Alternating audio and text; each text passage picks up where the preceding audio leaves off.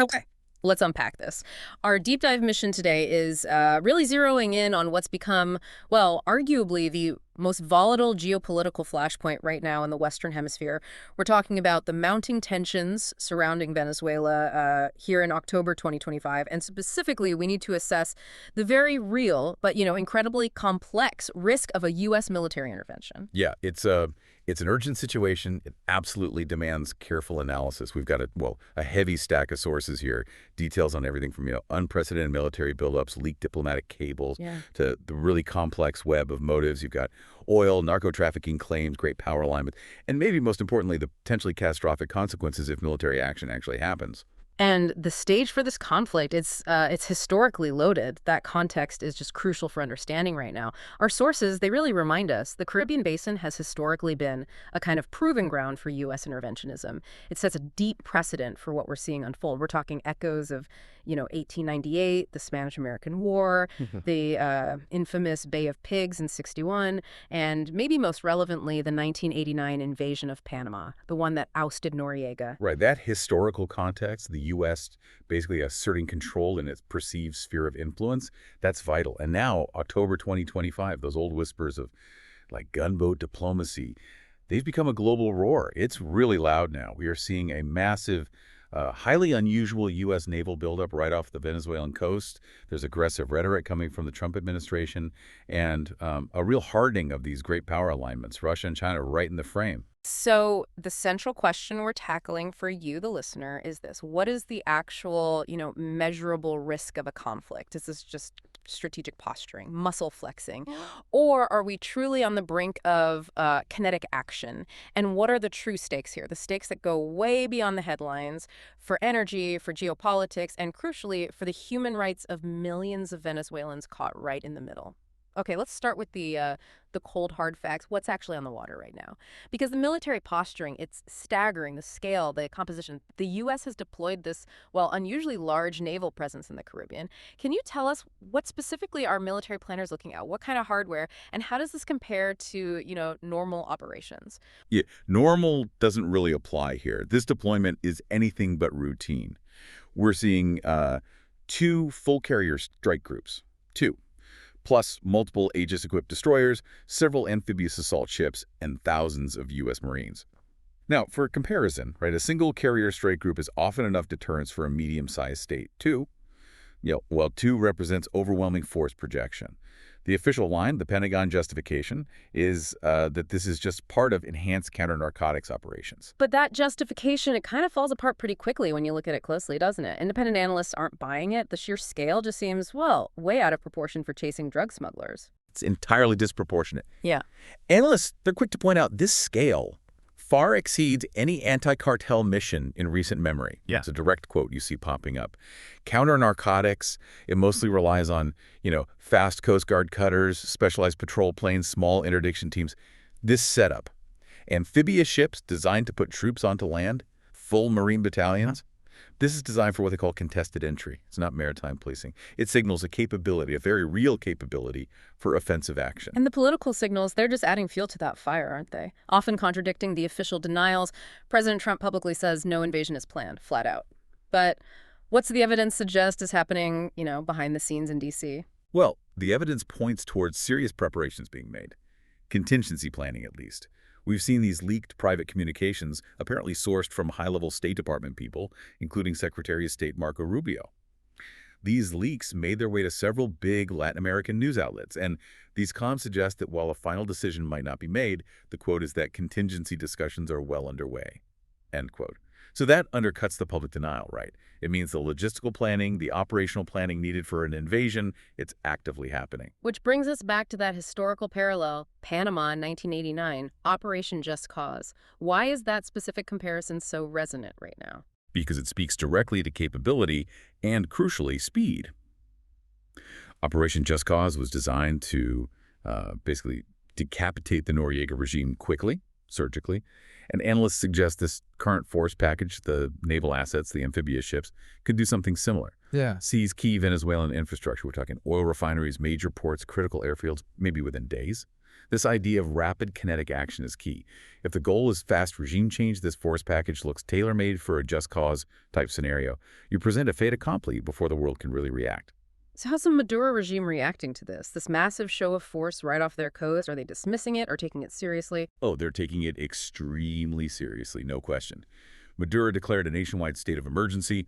He's mobilized the National Bolivarian Militia. They claim over 8 million members, though that number's debated. And they're visibly fortifying coastal defenses, especially around key industrial zones and near Caracas. This isn't just paranoia either. It's driven by a real, historically validated fear. Our sources remind us Trump reportedly floated invading Venezuela way back in 2018 during his first term. So this isn't new. This buildup just makes that old threat feel very, very real. Palpable. Okay, so you have this aggressive posturing on one side, fearful mobilization on the other. What's the actual risk assessment? Where do the experts, the analysts, land on the probability of actual shooting starting? Yeah. Military action. All right, this is the number, the core number maybe for you listening to keep in mind. The consensus among military experts, geopolitical analysts, looking at the force levels, the rhetoric, they estimate the probability of actual kinetic military action. So airstrikes, maybe an invasion is somewhere between 30 and 40%. Now, that is an extraordinarily high figure, especially for a scenario not involving, bordering nations, but a major country in the hemisphere. But, and this is a big but, this probability hinges on two main things happening. Either a complete collapse of any remaining diplomatic back channels, or the emergence of some kind of clear pretext, maybe manufactured, maybe real, like an alleged attack on a U.S. ship or plane. So basically talking about a knife-edge situation. An accident, a planned provocation could easily tip this from posturing into actual war. Absolutely. The margin for error here is incredibly thin, razor thin, and the consequences of getting it wrong, of miscalculation, they're just massive. Okay, now let's pivot, because this isn't just a regional issue, is it? This is playing out on a global stage. It's a great power chessboard. Washington, Moscow, Beijing. Start with Russia. They've positioned themselves in, well, open alignment with Caracas. It feels like a Cold War redux, almost, down in the Caribbean. That framing, yeah, it's essential, because this is fundamentally a challenge to the U.S. post-Cold War dominance in the region. And the Kremlin hasn't exactly been subtle about it. They've openly condemned U.S. military moves as acts of aggression. They've affirmed full support and solidarity for Maduro. But the real structural shift, the big one, happened very recently, late September 2025, just weeks before things really heated up. Russia and Venezuela signed a new, pretty expansive strategic partnership treaty. Okay, a strategic partnership treaty. What does that actually cover, and why is the timing so critical here? Well, it significantly boosts cooperation across defense, energy, technology, a whole range of sectors. And the timing, yeah, it's critical because it basically hardens the alliance just as the U.S. threat ramps up. Yeah. It acts as both, a deterrent signal to the U.S. and maybe a justification for future Russian help if things go south. And remember, this alliance, it's built on a history of military support. Since 2010, Russia's supplied Venezuela with well over $10 billion in arms. We're talking Sukhoi fighter jets, those advanced BUK surface-to-air missile systems. They've been ensuring Venezuela isn't defenseless. Okay, so beyond just symbolic defiance, sticking a thumb in America's eye, what does Russia actually gain strategically? Why prop up Maduro? Why risk a confrontation so close to U.S. shores? Well, there are basically three key strategic wins for Russia here. First, Caracas is their most significant geopolitical foothold, their beachhead in the Western Hemisphere. It offers this symbolic counterweight to U.S. support for Ukraine. Moscow loves that narrative symmetry, right? The U.S. meddles near Russia, Ukraine, so Russia asserts itself near America, Venezuela. It plays well for them domestically and internationally. Second, this whole crisis acts as a massive diversion of U.S. military resources. It ties things up. Every carrier group sitting in the Caribbean is one that's not available for the Pacific or Eastern Europe. That takes pressure off Russia's flanks. And third is just a clear assertion of a multipolar world, defying the old Monroe Doctrine idea that the U.S. calls all the shots in the Americas. But given the huge distance, direct Russian military intervention, like sending troops, that seems, well, unlikely, right? So if the U.S. does strike, what would Russian support realistically look like on the ground? Yeah, direct combat involvement is highly improbable. You're right. Which brings us to this idea of the proxy dynamic. Moscow could provide really critical, high-value help, but indirectly. Think advanced air defense systems, maybe even newer ones than they've already supplied, real-time satellite intelligence feeds, and possibly sophisticated cyber warfare assistance. trying to disrupt U.S. command and control communications. That's probably the new definition of their red line in the hemisphere. No Russian boots on the ground, but they'll provide the tools, the asymmetric tools, to make a U.S. intervention painful, costly, politically damaging. Okay, let's switch gears to China then. Beijing's response, it's been firm, denouncing the U.S. naval buildup as bullying behavior, violating the UN Charter. But China's stake feels fundamentally different from Russia's. It seems much more rooted in economics and massive investments. Oh, absolutely. China's financial stake is just staggering. Beijing has over $100 billion invested across Latin America. And a huge chunk of that is concentrated right there in Venezuela's oil and infrastructure. The energy angle is absolutely critical for them. Venezuelan heavy crude exports to China, they've shot up 107% increase just since January 2025. So Venezuela is becoming a really key supplier for China, especially within their huge global project, the Belt and Road Initiative, the BRI. That puts Beijing in a really tough spot, doesn't it? A profound dilemma. They have to protect those huge investments, but they also want to avoid open military conflict with the U.S., their biggest trading partner. That's the absolute core conflict for China here. It's a balancing act. They cannot afford to set a precedent where the U.S. can just topple regimes and potentially jeopardize Chinese investments in any of the dozens of Belt and Road countries. If the U.S. successfully puts a friendly government in Caracas, who's next? That's the fear. Yet direct confrontation with the U.S. military, unthinkable. So their approach seems to be one of strategic patience, wait and see, support from the sidelines. So what does a likely asymmetric response from Beijing look like then, if they're avoiding direct confrontation? You would probably focus on leveraging their economic muscle and their diplomatic weight. We'd likely see, maybe immediate large-scale economic aid packages flowing to Maduro, trying to stabilize the regime financially, maybe significant help bolstering Venezuela's cyber defenses, perhaps through technology transfers or expertise, and definitely diplomatic obstruction at the UN Security Council, using their veto power to condemn any U.S. action block resolutions. But the sources are pretty clear on this. If the U.S. actually launches military strikes on Venezuelan soil, that would be an accelerant. It would likely push Beijing into a much harder, more overt alignment with Moscow. It would dramatically strengthen that emerging Sino-Russian Global South coalition that's pushing back against U.S. hegemony. Okay, let's shift to the main public justification we hear from Washington for all this military pressure.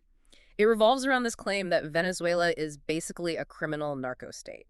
Let's really dig into the evidence behind this specific allegation, that Maduro runs the so-called Cartel de los Soles. Right. The allegation, it's important to note, is legally formal. It's specific. Back in March 2020, the U.S. Justice Department, the DOJ, they unsealed indictments.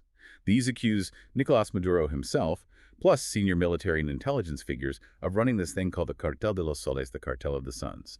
And the stated objective, according to the indictment, was to flood the U.S. with cocaine, using established ties with FARC rebels in Colombia for logistics. And those formal charges, those indictments from 2020, they've only been amplified, maybe even weaponized politically in 2025. Yeah, weaponized is probably the right word in the current context. Yeah. In July 2025, the U.S. Treasury, specifically the Office of Foreign Assets Control, OFAC, the sanctions arm, they took a big step. They sanctioned the Cartel de los Soles, not just as a criminal group, but as a terrorist entity. That's a powerful legal designation. And the Treasury statement explicitly said this cartel is headed by Nicolás Maduro and that it supports other transnational criminal groups, like Tren de Aragua and even the Sinaloa cartel. So what's the core evidence? What allows the U.S. government to make such a formal, serious accusation against a sitting head of state? Where does the credibility come from? Well, the credibility, or the basis for the claim, comes from what they describe as decades-long investigations. These investigations allege documented involvement, not just isolated cases, but systemic involvement of multiple Venezuelan military and intelligence officials in trafficking operations going back to the early 2000s. They point to alleged strategic deals, starting way back around 1999, with the FARC, providing weapons, sanctuary, in exchange for cocaine logistics, basically. So these are presented as serious multi-agency investigations that form the scaffolding for those indictments. Okay, but there's a huge counter-narrative here, isn't there? Often backed up by global data, arguing the U.S. is kind of strategically exaggerating Venezuela's role compared to other trafficking hubs. That's the crucial opposing view, yes. And it has data behind it. The UNODC, that's the UN Office on Drugs and Crime, their 2025 World Drug Report emphasized something different. It highlighted that the main trafficking routes for U.S.-bound cocaine run primarily through Colombia, Peru, Ecuador, using Pacific and Eastern Pacific sea routes. Analysts looking at those UNODC maps tend to conclude that Venezuela is more of a a marginal corridor. Important, yes, but maybe more for European and African drug flows, not the main pipeline into the U.S. Which leads us directly to maybe the most sensational part of the U.S. narrative, the claim often repeated that Maduro runs the deadliest cartel of them all. Hmm. How does that specific claim stack up against, objective data, U.S. public health impact, violence metrics? Yeah, that superlative label, deadliest, it's factually incorrect. It's demonstrably misleading when you look at the actual impact inside the United States. If you examine the U.S. national threat assessments, these are annual reports from the DEA, the FBI, national intelligence. They consistently point elsewhere. They consistently describe Mexico's Sinaloa cartel and the CJNG, the Jalisco New Generation cartel, as the primary systemic drivers of fentanyl trafficking. And fentanyl is what's overwhelmingly driving U.S. overdose deaths. So by the measure of public health lethality, the deadliest cartels are the ones in Mexico controlling the synthetic opioid supply, not necessarily Venezuelan networks focused mainly on cocaine. And if we look at it differently, like traditional organized crime violence, homicides, turf wars, that sort of thing. The comparison is equally mismatched there. Exactly.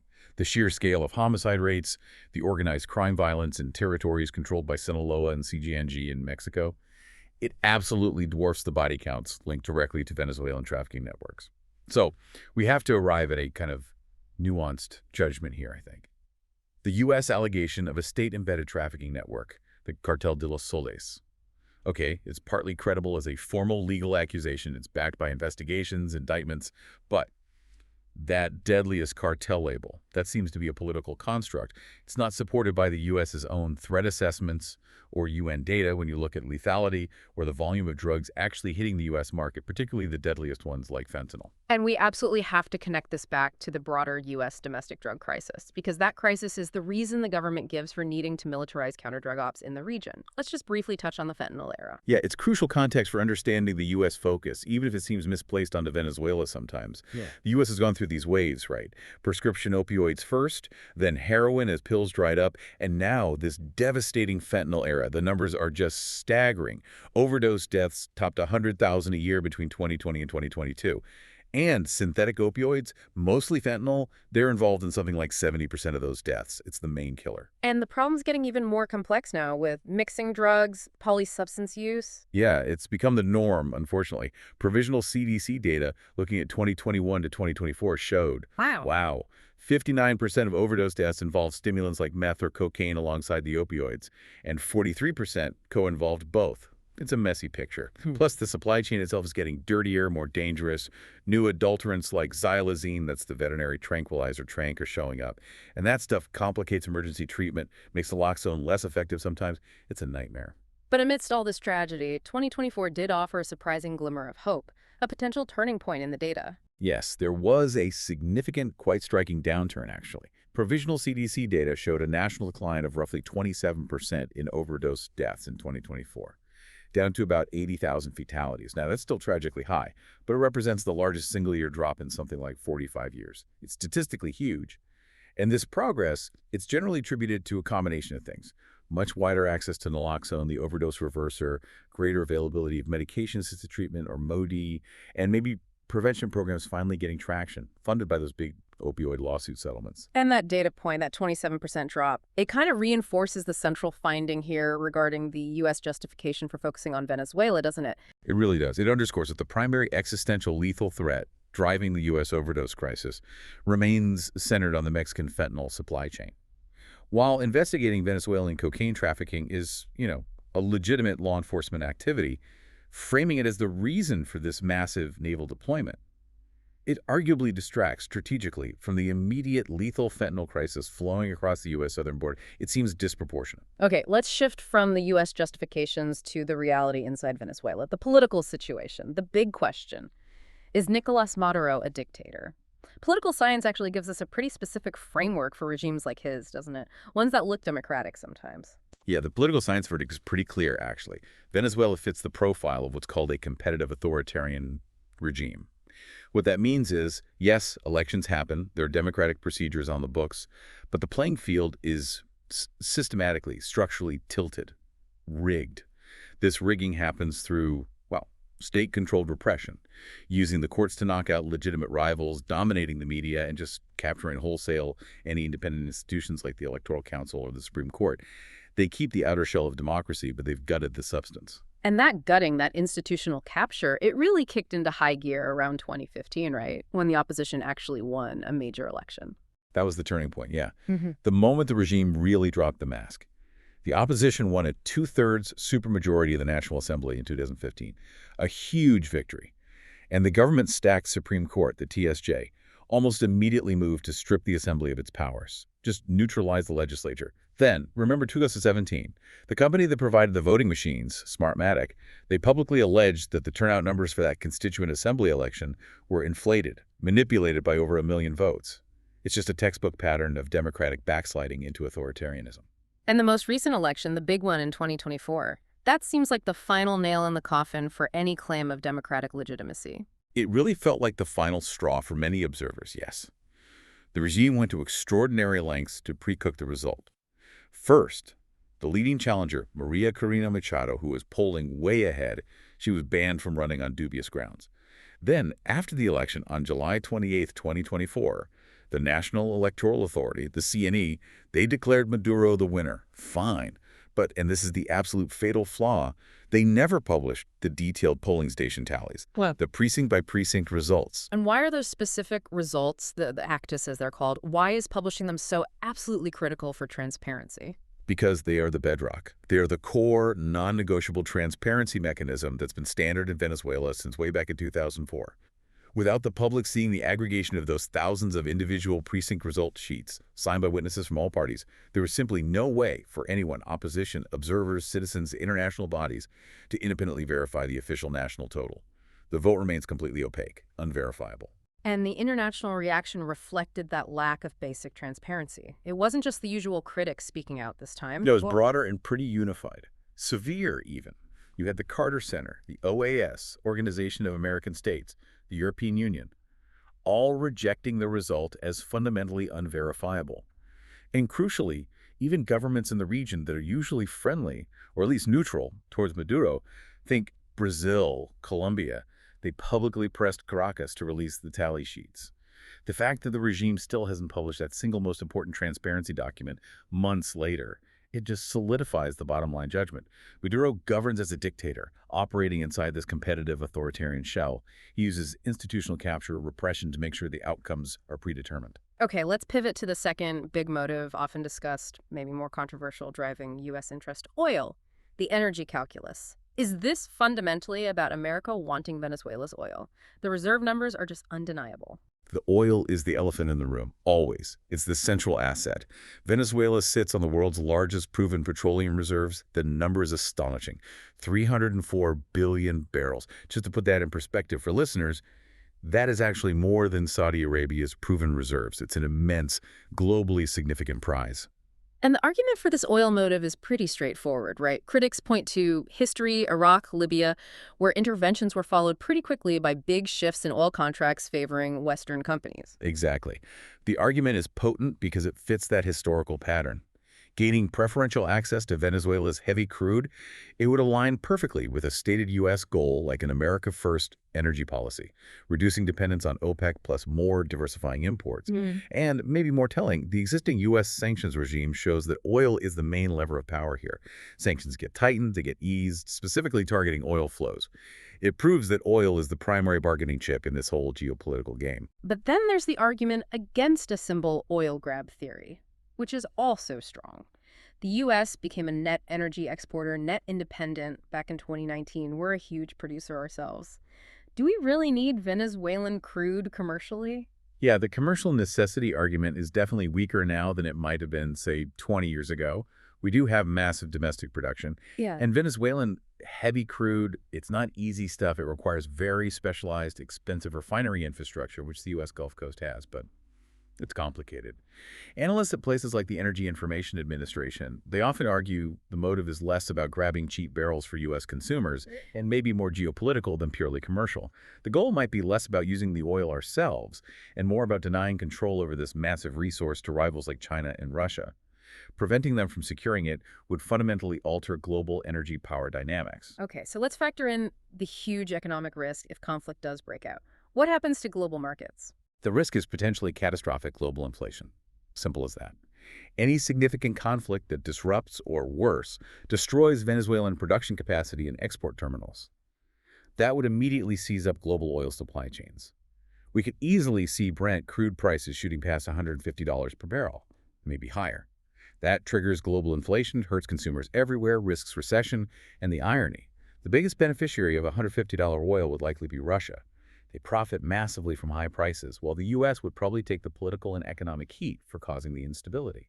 So this inherent tension, the U.S. doesn't strictly need the oil commercially, but allowing rivals to control it is geopolitically unacceptable, yet conflict risks economic disaster. That brings us to this idea of the dual motive hypothesis. Right. This feels like the most realistic way to understand the complexity here. It suggests oil isn't just a commercial prize, it's simultaneously the motive, because it represents immense strategic power and potential wealth, and it's the medium, the asset over which this geopolitical competition is being waged. The ultimate U.S. goal, arguably, is strategic dominance in its near abroad the Western Hemisphere. It's about realigning this massive energy resource away from adversaries and denying China and Russia the ability to use Venezuela as a cornerstone for an alternative, energy-rich, anti-U.S. bloc in Latin America. Okay, so if the Maduro regime were to fall apart somehow, external pressure, internal fracture, military defection, who's actually ready to step in and govern? The Democratic opposition, they seem to exist in this really difficult paradox, right? They have wide international support, but inside Venezuela, they're functionally powerless. That's a good way to put it.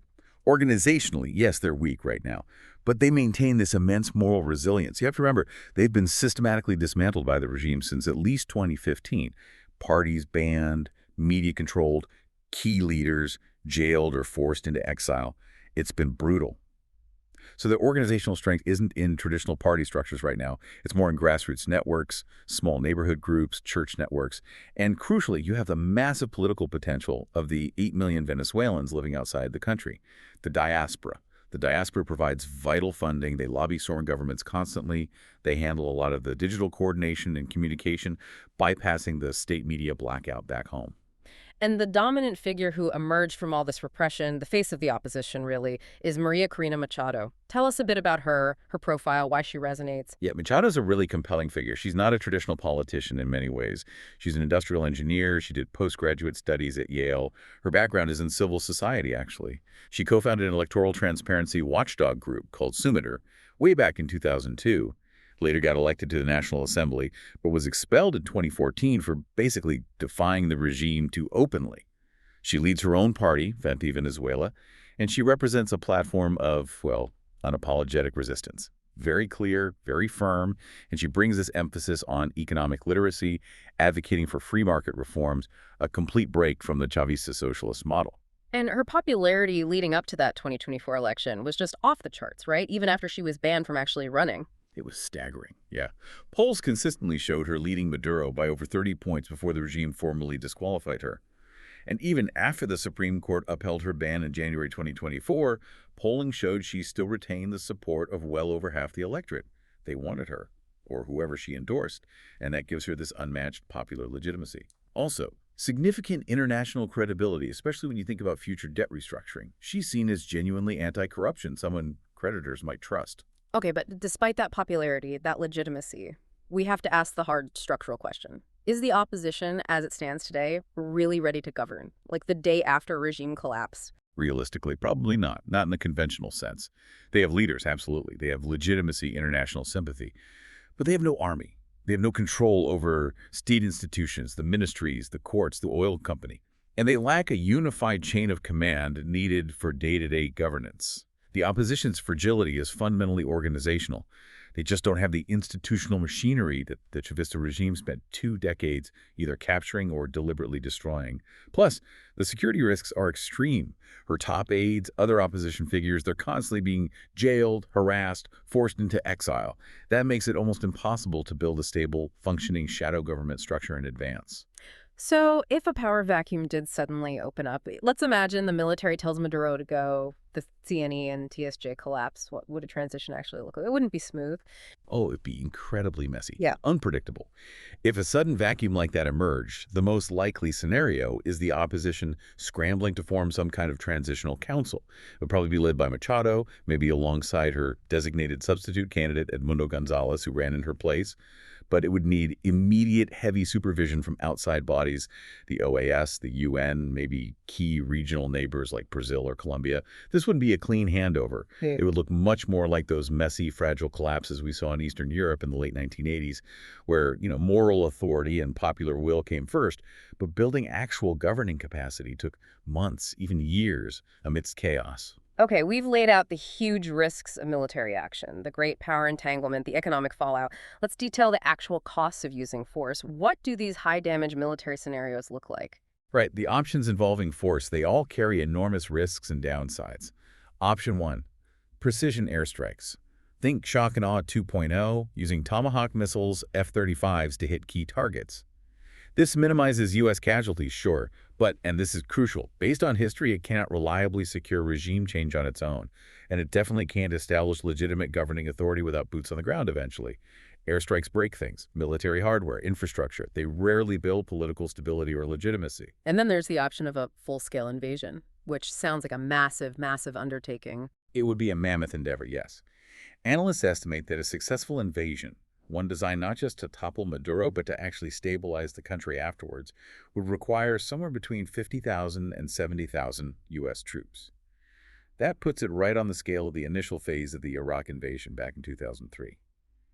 And you have to consider Venezuela's terrain. It's incredibly diverse, difficult, thick jungle, high mountains, and sprawling, dense urban centers like Caracas. It creates a high risk of getting bogged down in a protracted, bloody insurgency. You've got Maduro's mobilized militias, potentially loyalist remnants of the armed forces fighting back. So the consensus view remains pretty firm. Aerial strikes break things, but rarely build anything lasting. And foreign ground troops. They rapidly destroy local legitimacy and exponentially increase the risk of huge civilian casualties and long-term instability. Which brings us back then to the alternative. The least harm pathway, as you called it. A negotiated transition. This path is politically really hard, maybe even distasteful for the opposition, but it seems strategically vital to avoid global conflict and a humanitarian catastrophe. It does seem like the only path that avoids the worst outcomes.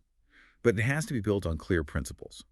Things like adherence to international law, protecting civilians absolutely, ensuring domestic political ownership, Venezuelans deciding their future, providing credible security guarantees for those laying down arms, and running economic stabilization efforts in parallel from day one. The best-case scenario here involves a carefully sequenced deal. Maybe amnesties offered, but only for non-atrocity crimes. Immediate release of all political prisoners. And then, critically, phased lifting of U.S. sanctions, but strictly tied to concrete, verifiable, democratic benchmarks being met. And what's the single most important benchmark? The non-negotiable one for repairing electoral trust. It has to be the mandatory publication of those precinct tally sheets, the actas, the ones the CNE is still withholding from the 2024 election, making their publication mandatory for all future elections, fully transparent. That single act is probably the necessary condition to start rebuilding any trust in the electoral system. But this negotiated path, it requires a really difficult compromise, doesn't it? Politically, morally, it means dealing with Maduro, with his inner circle, the very people accused of destroying democracy, and worse. Yeah, this is the hardest pill to swallow. It requires embracing a strategy sometimes called the soft landing. The proposal suggests potentially including Maduro himself, or at least his key loyalists who control parts of the state, in some kind of temporary interim unity government, maybe for a fixed period, say 12 to 18 months. With a very narrow mandate. Just organize a fair election for a constituent assembly to rewrite the rules and manage the basic state functions during the transition. Now, politically, that is profoundly difficult for the opposition who see these people as criminals, but strategically, it might be necessary. Why? Why include the very figures responsible for the repression? What's the strategic logic? Because Maduro and his circle control the security apparatus, the military, the intelligence services, the colectivos. Including them, or at least offering them a controlled, face-saving exit path, something that protects them from immediate prosecution, maybe guarantees against extradition for those fearing the ICC probe, assures them they won't just be lined up and shot. That might be the single most effective way to prevent the security forces from fracturing completely. It's about preventing state collapse and outright civil war. Sometimes, strategic prudence means making deals that compromise immediate moral clarity in order to preserve the basic functional integrity of the state itself. In this transition plan, it also has to deal with the big external spoilers, right? Russia and China, they have billions invested. Yeah. How do you get Moscow and Beijing to shift from being, passive spoilers, maybe actively undermining a transition, to becoming stakeholders who actually support it? You have to leverage their self-interest, specifically their economic self-interest. You use the investment safeguard lever. The Democratic opposition needs to signal very clearly and credibly up front that a future Democratic government will not engage in wholesale asset forfeiture or arbitrary seizure of foreign investments. The proposal suggests the opposition could pre-commit, maybe even draft legislation now, like an Investment Protection Act. This act would basically guarantee the sanctity of all lawful contracts and investments made by Russia, China, or anyone else. But what about the corrupt deals, the ones based on bribes? You can't just let those stand, can you? How do you avoid those without scaring off all foreign capital? You combine the guarantee with strict but transparent oversight. The plan calls for setting up a mandatory time-limited, transparent audit window, maybe 6 months, maybe 12. This audit process would be solely tasked with reviewing existing contracts and avoiding only those demonstrably secured through illegal means, like bribery or corruption, while explicitly preserving all legitimate lawful investments. The distinction is critical. So the core idea is to protect the vast majority of the $100 billion plus in Chinese and Russian investments that are probably legitimate business deals. Exactly. By offering credible, enforceable protections for the legitimate investments and providing a clear, predictable, legal process for dealing with the corrupt ones, the potential new government signals stability and rule of law. This then leverages Moscow and Beijing's own economic interests. It gives them a reason to pressure Maduro towards compliance with the transition rather than obstructing it.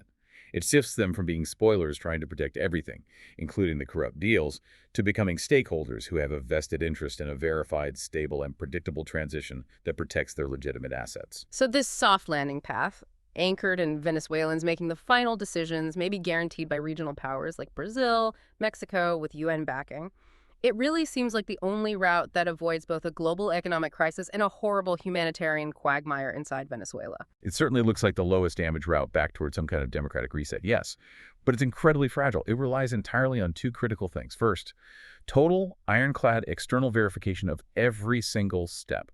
Verification first, then sanctions relief for other benefits second. No trust, just verify.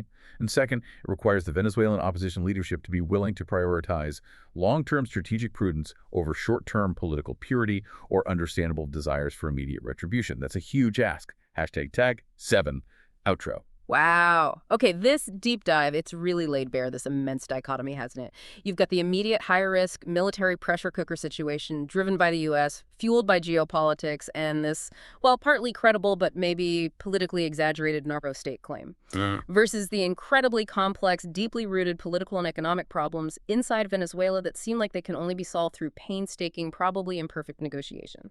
Yeah, and we connect this back to the bigger picture. Venezuela isn't just, one country in crisis. It's become this ultimate flashpoint, a convergence point for strategic power competition, where the desire for access to resources like oil and the pursuit of geopolitical dominance clashes head-on with demands for genuine democracy, human rights, and the ever-present threat of triggering global economic instability. So just to recap some key takeaways, we've established that while the U.S. has formal indictments regarding a state-linked trafficking network, calling it the deadliest cartel seems like a political overstatement compared to the fentanyl crisis driven from Mexico. And we confirmed that, yes, by most political science definitions, Nicolas Maduro is operating as a dictator within the shell of a flawed electoral system. And so the fundamental decision, really, for all the actors involved, the U.S., Russia, China, but most importantly, for the Venezuelan democratic opposition itself, it isn't just a simple choice between democracy and dictatorship. It's a choice between using force, which comes with the terrifying risk of $150 oil, a potential quagmire like Iraq or Afghanistan, and massive civilian suffering, or pursuing diplomacy. And that diplomatic path, the soft landing, it likely requires the democratic opposition to make a strategically necessary, even if morally distasteful choice, to include key figures from the current regime in a carefully controlled exit plan, primarily to safeguard the stability of the state itself and prevent something even worse. So the ultimate question maybe for you, the listener, to really think about after hearing all this is, which carries the higher cost in the long run, pride or prudence? Is the moral clarity of demanding Maduro's immediate, unconditional removal with no concessions worth risking a potential full-blown insurgency that could devastate the country for years and destabilize the entire region? Or is the strategic prudence of offering a controlled, verified exit even to unsavory figures while protecting critical foreign investments to gain international buy-in, is that the smarter, albeit harder, play for achieving both Venezuelan self-determination and global stability down the road? That decision, that fundamental choice, likely determines whether Venezuela faces a long, painful path toward recovery or descends into a truly destructive regional proxy conflict. Here's where it gets really interesting. Definitely something for you to mull over until next time.